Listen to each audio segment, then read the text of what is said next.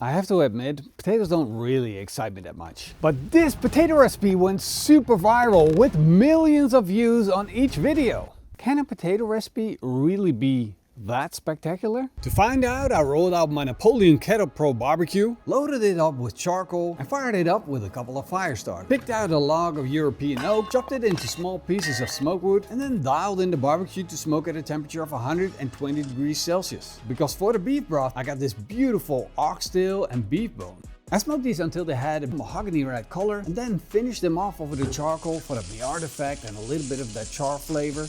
And while I was doing that, I also chopped up some onions, carrots, celery and some leek, dumped it in a large pot together with the beef bones and oxtail, topped it up with water, parsley, thyme, garlic cloves, set it on a pit and brought it up to temperature, and I let it simmer for 24 hours for the ultimate flavor extraction.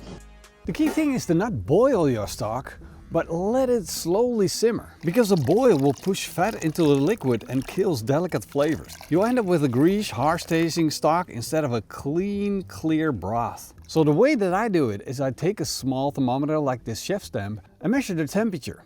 It should be anywhere between 85 degrees and 95 degrees Celsius. And that for me is the key to get such a beautiful broth. And did you know that if you put this stuff in a glass, like that, add a pinch of salt to it, give it a quick stir, that you then just made yourself a super powerful and natural energy drink. Now the onions I'm going to cut, peel and then slice on a mandolin until they're paper thin. I'm going to take the Pitmaster next, hand polished skillet, and I'm going to use it to soften those onions. First I'm going to put in a couple of lumps of butter and then the onion rings. And then the pan goes onto my Napoleon grill. And I'm proud to say that Napoleon has been a long time sponsor of this channel. So if you have a moment of time, just go down below to the comment section, check out the link, check their website and find the newest products.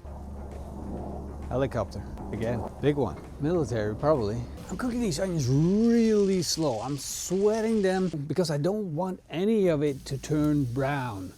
The onions are doing the thing. I don't need to worry about it anymore, so that means I got time to focus on my potatoes, and that's a big deal. It's the main thing of this dish, and we definitely have to have a heart about these potatoes. Did you know that buying the right potato in the Netherlands is extremely difficult? Not because there are no potatoes, but because there are 550 different varieties that you can buy. And besides that, in our small country, they produce 305 million tons of table and processing potatoes. In total, that is over 7 billion kilograms of potatoes every year. If you finally found your potato, the one that is, well, reasonable in size and it's nice and firm to the cook, then you can start on the next phase of the process, which is cutting them into thin slices. What you're going to do with one of these machines,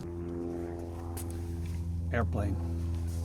You're going to slice the potatoes with one of these things. This is a Japanese mandolin, and the most important message is right here. Can you see that? It says, just in case you cannot see that warning, it says, watch your fingers. So just take a potato and start slicing. And that's going to give you slices like this. Super nice and super thin, about 1 millimeter thick.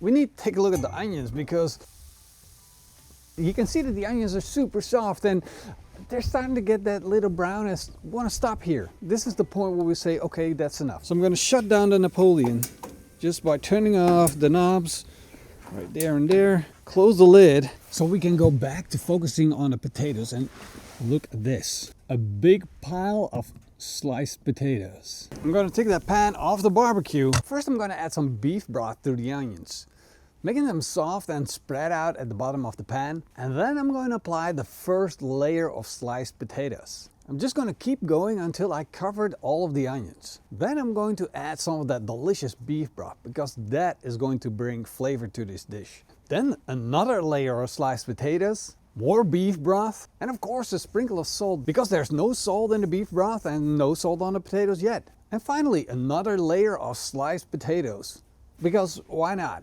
Just build it as high as you can without it going above the edge of the pan. This is starting to look really, really good, but we're not finished yet. We still need a little extra umph. You know how the French bring the umph? That's right, they put on some more butter. and of course a little sprinkle of fresh thyme and a little bit more salt. Now I'm gonna fire up the Napoleon grill and set it to 180 degrees Celsius, which is around 360 degrees Fahrenheit.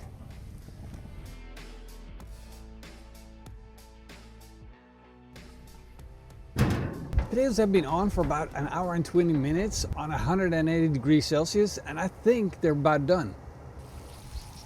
Holy moly. We got a little bit of crisp on the edges, but overall it's super soft. I do think we cooked off a lot of that beef broth by using the lower heat that comes from underneath the grill. So if you do this in the oven, then make sure you got the bottom heat on, or if you take it out of the oven again, then just set it on the stove and cook down the beef broth, because cooking down the beef broth, I think it's the magical part. Look at how beautiful these slices of potato look. They soaked up all the flavor of the beef broth, the butter, the thyme, the salt. This just might be the best looking potato dish I've made so far. And now, of course, we still got to try it. Whoa, look at how soft that is. It is super soft. There we go. That is, wow. You know what I'm thinking of? I'm thinking of, how can it be mashed potatoes at the same time as it is potatoes, but then like with a heavy dose of gravy? It's like the gravy's baked in the mashed potato, baked potatoes that are still strong and firm. It is weird, but it's really good. The little potatoes on top, the crispy thingies, oh, they are super good. Oh yeah, wow. I mean, there's a lot of butter in here, so no way that this is going to be on my weekly schedule, but hey, if you're having a treat, if you got friends and family over, you want to give them like a super rich and indulgence in potatoes, make them this. Huh, wow. Still can't believe it. This is so good. It's approved. Definitely needs to go viral even more than it already did.